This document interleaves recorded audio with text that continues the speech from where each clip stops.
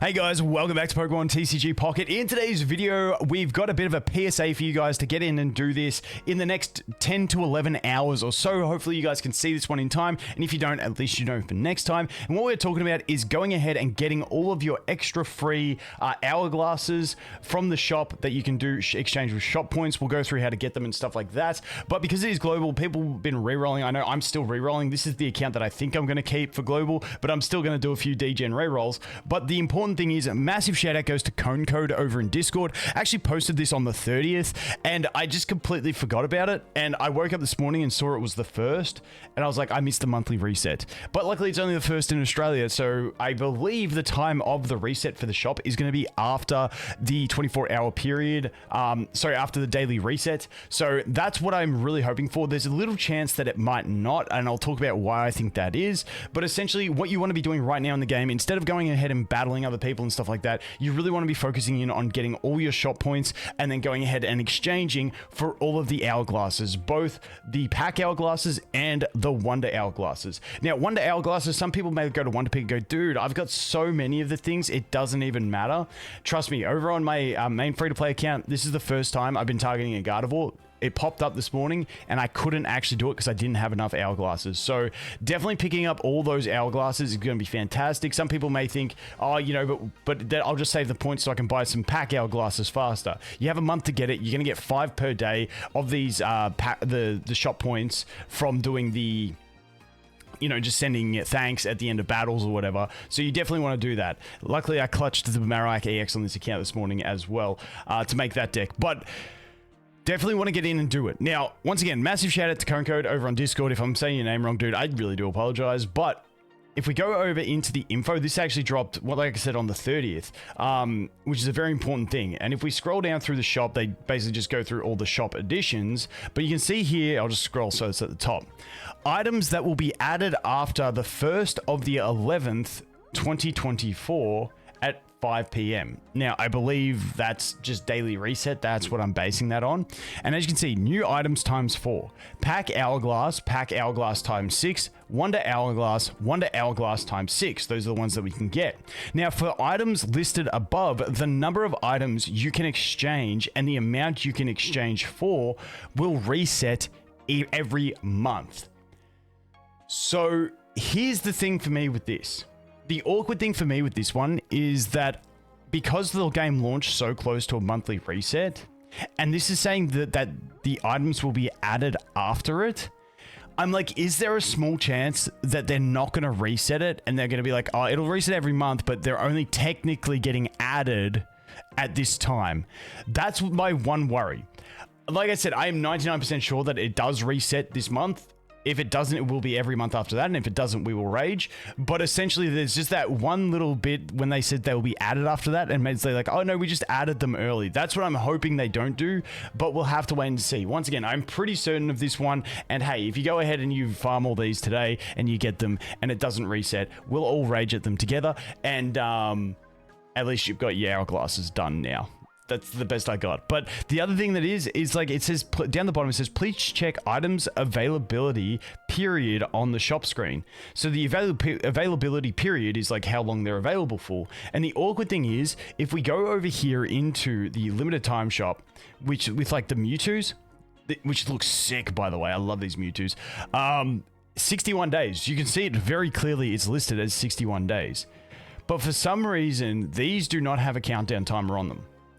Maybe that is because they actually reset, so there's always going to be some form of it there. But like, that's just the other thing that I'm like, maybe they've technically added them early and they're not meant to add them until after.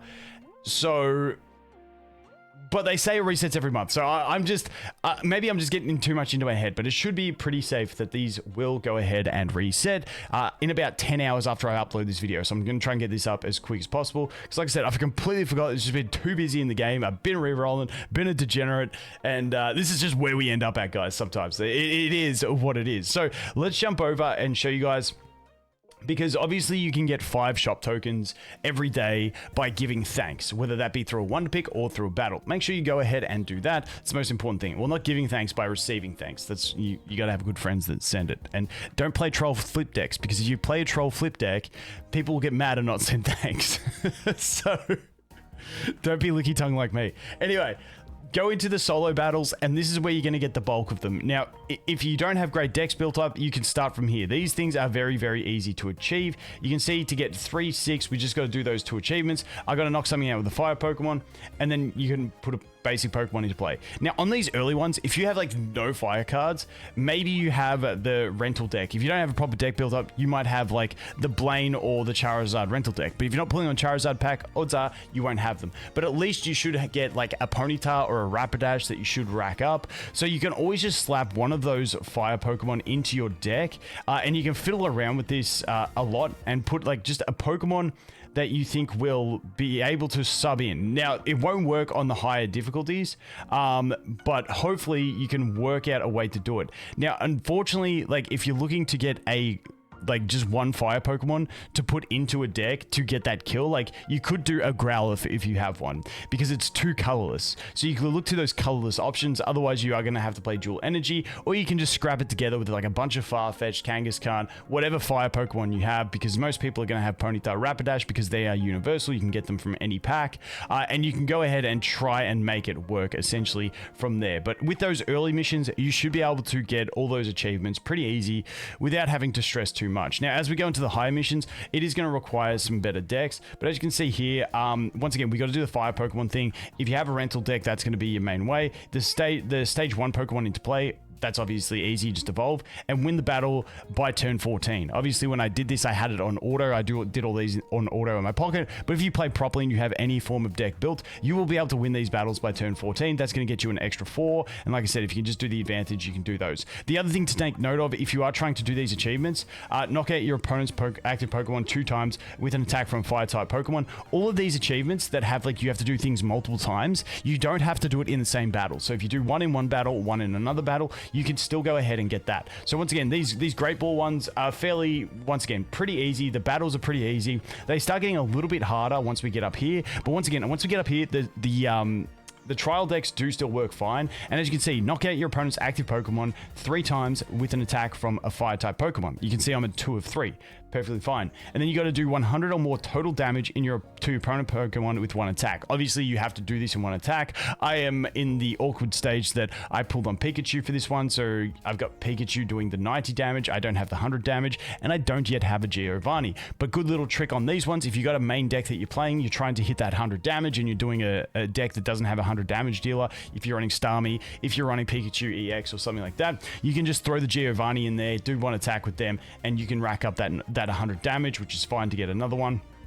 And as you can see, win this battle without your opponent getting any points. That's not too bad. Win by turn 14. So you can see a lot of these achievements in Ultra Bowl as well are very easy if you have a semi-decent deck built up. And if you've done a full roll and you've done all your base pack openings that you can do on an account, you should be pretty safe with going in and getting a bunch of these done in the Ultra Ball League. Now, as we get into the Master Ball League, this does get a bit harder. I might jump in here, but I might just clean up from the other ones and then worry about these later once I get more done, because as you can see, win this battle with a deck whose Pokemon are only fighting type. Now, with this one, you can cheese around it. So if you have like, say the Marchamp line, this becomes a lot easier because the Marchamp line or any fighting Pokemon don't have a weakness towards the grass. The other thing you can do with these ones is sometimes you can just keep resetting these battles and your opponent will brick and only get a basic Pokemon out, and then you can go ahead and wipe them with by turn 2 sort of thing. So that is another option that you can do with these to try and get some of these achievements. Win this battle using decks. So once again, you do get into higher difficulties. Now, as you can see, win a battle with this where all the Pokemon cards are of 1 diamond, 2 diamond, or 3 diamond rarity. And that is where you can look to my yesterday's video where I talk about a bunch of the free decks that you can build that can help you with this one. Now, obviously the Marowak EX won't help, but Blaine is going to be massive for this, getting some of these achievements as well. And then you can also squeeze in that electric deck where you don't use the EXs, but the Blaine is going to be the ideal one to go in and stomp through here. But also this does allow 3 diamonds. So, you know, you got Dragonite decks, you got Pidgeot decks, Pidgeot Arbok, you got Alakazam decks, Alakazam Greninja. There's a bunch of things you can do, but they do require require you to have pulled a lot more Pokemon, and obviously we are so close to the global launch that these might be a bit difficult. But hopefully if you can clean up all the achievements in the first 3 leagues, you should be pretty good to go ahead and clear out this shop. But yeah, just go ahead, get your stuff from the shop, then it'll reset. You can go ahead and get it again. After it resets, obviously the first thing I'd be getting is pack hourglasses if you're still opening packs. If not, you can probably pick up whatever you want, essentially. Just go ahead and clear it out. But like I said, there are a bunch of missions there. We should be fine to clear it out for at least, clear the entire shop for at least these first 2 rotations.